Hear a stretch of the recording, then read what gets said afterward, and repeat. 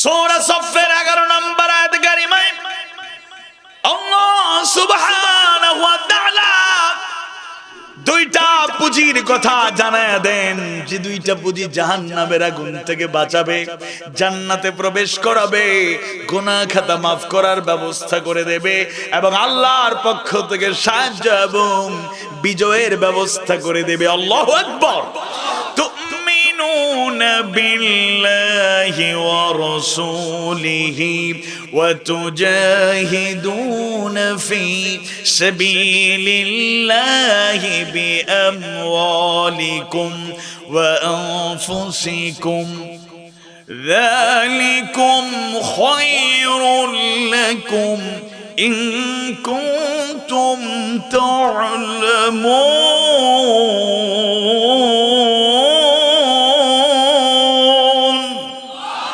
তুমিনুনা বিল্লাহি ওয়া রাসূলি, তোমরা আল্লাহ এবং রাসূলের প্রতি ঈমান আনবে, ঈমান আনো। ওয়া তুজাহিদুনা ফি সাবিলিল্লাহি বিআমওয়ালিকুম ওয়া আনফুসিকুম, আল্লাহর পথে জান এবং মাল দিয়ে জিহাদ করো।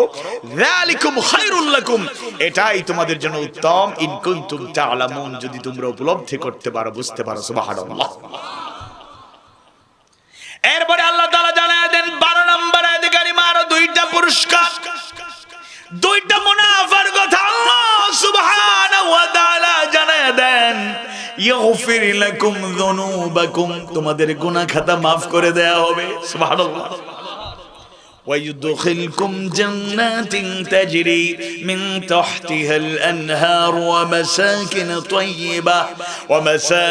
তাইয়্যিবাতান ফি জান্নাতি আদন যালিকাল ফাওজুল আযীম।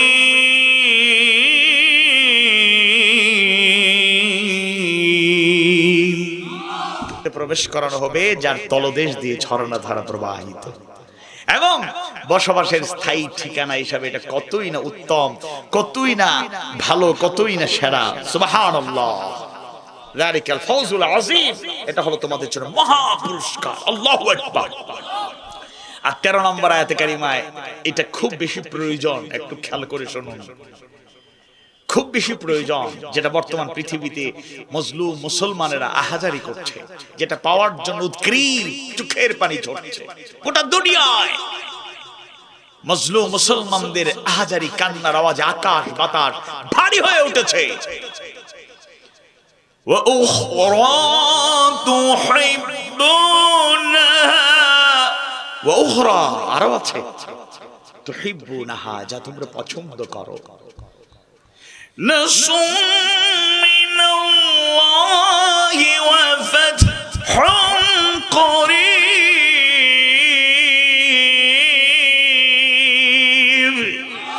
আল্লাহর পক্ষ থেকে সাহায্য এবং সন্নিকটবর্তী বিজয়।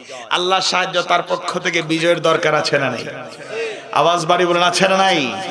এরপর আল্লাহ বলছেন ওয়াবাশশিরিল মুমিনিন, হে নবী মুমিনদের সুসংবাদ জানায় দাও। খবর নিন ফিলিস্তিনে কি চলছে, খবর নিন কাশ্মীরের মুসলমানরা কেমন আছে, খবর নিন ভারতে ইদানিং কালে আবারও নতুন করে ষড়যন্ত্র, নির্যাতন, নিপীড়ন চালু হয়ে গেছে। চীনে মুসলমানরা মজলুম, পৃথিবীর আনাচে কানাচে মুসলমানরা মজলুম।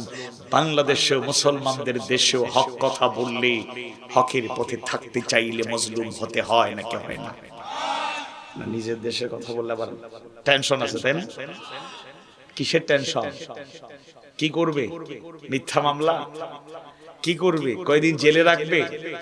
কি করবে? মামলার ভয় দিয়া, জেল জরিমানার ভয় দিয়া মুমিনদের দুর্বল করা যায় না।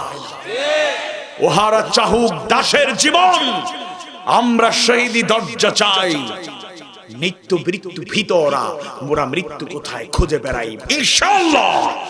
যারা মৃত্যুকে আলিঙ্গন করতে প্রস্তুত, আল্লাহর জন্য, রাসূলের জন্য, কোরআনের জন্য, হাদিস সুন্নাহর জন্য রক্ত দিতে, ঘাম ঝরাতে, জীবন দিতে যারা প্রস্তুত, তাদের মিথ্যা মামলা দিয়া গ্রেফতার করে, বন্দী করে, আঘাত করে, নির্যাতন করে ঈমানের পথ থেকে দুর্বল করা যায়নি।